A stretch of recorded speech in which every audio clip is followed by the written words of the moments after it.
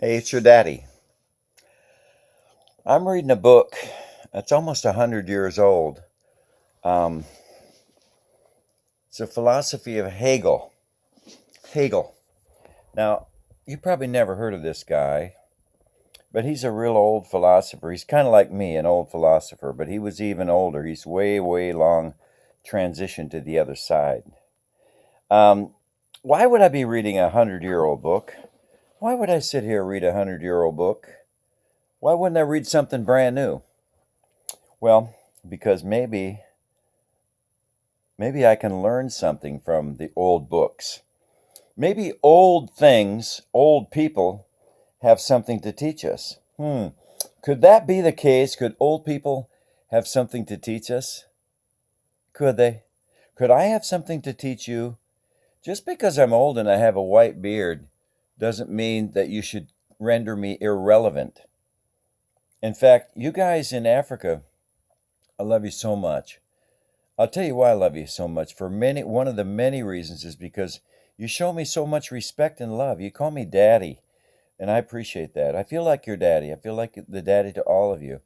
In America, the young people kind of make the old people sometimes, not always, feel like they disappeared, like they're gone.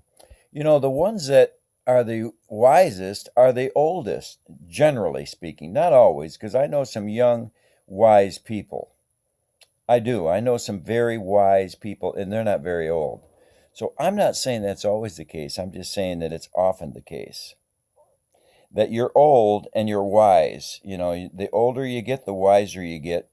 Why? Because you've had longer time on the earth to live. So the reason I'm sitting here reading an old book by Hegel, an old philosopher who has old ideas, is because I'm trying to get this thing right here fresh and crisp and alive and alert and growing and evolving every day. God gave us our beautiful minds. You have your beautiful mind from God. I have mine. What are we going to do with it? What should we do with our beautiful minds? What should we do with our beautiful minds? Let's use them. Let's grow and evolve and learn. Now, what I want you to know is in my house, I've got 7,000 books. Yeah, that's a lot of books. Somebody says, have you read them all? No, I haven't read them all.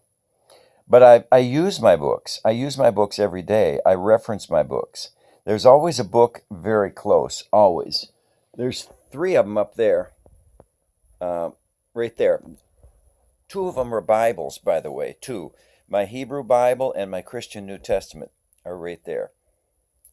I don't rely on any one book. I don't rely on any one source to teach me because psychology, philosophy, history, geography, science, religion, theology, they all have something to teach us. In my mind, feed it. Feed your mind, and the rest will follow. I feed my mind every day. Just like you feed your body with food, breakfast, lunch, and dinner. Linda always says to me, did you eat something today? Richard always says to me, did you eat something today, Daddy? Well, yes, I ate something, but more importantly than eating something, Linda, Richard, is getting this thing fed every day. Feed your mind, feed your mind. Feed it good stuff, feed it old stuff, feed it new stuff, feed it in between stuff. The new isn't better, newer isn't better, newer isn't better. I'm old, I'm better. Listen to Daddy. Am I always right just because I am old? No. No way. In fact, please don't ever make a rule just because the person's old, they're right. Because sometimes this thing doesn't function very well when you get older.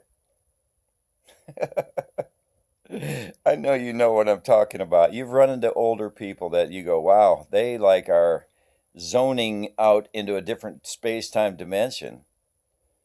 But Daddy's still got it together because I feed my mind every day. I feed it vitamins, I feed it minerals, I feed it lots of water. I feed my mind a lot of water. I take care of myself. I feed my mind information. Every day there's information going into my mind, pouring into my life every day. Don't let this thing sit there empty. Feed it. You're going to feed your body because you're hungry. You feed your mind because you're starving. I'm like a drug addict. Now, don't get me wrong. I'm going to explain what I mean by that. I'm a drug addict, but my drug is what? We're all addicted to something. What are you addicted to? I'm addicted to information. I'm addicted to evolution. I'm addicted to love. I'm addicted to growing, evolving, becoming a better person, loving more. Love God with all your heart, mind, and soul. Love your neighbor as yourself, and we're all neighbors. I'm addicted to that idea. That's why I reach out and love you so much. And that's why you guys reach out and love me back. Because, come here. Because you love me. And I love you. I love you. I love you so much. I really do. I got genuine love for you, and I'm not afraid to tell you. You can be my friend or you can be my enemy. I'm still going to love you. I'm still going to love you. Why? Because it's all about love. That's what Jesus taught. It's all about love. Okay. I'll talk to you guys later. Subscribe to our channel. Watch them. Submit your videos. Do all that good stuff. And I love you. See you guys later, okay? Bye-bye for now. Bye-bye for now.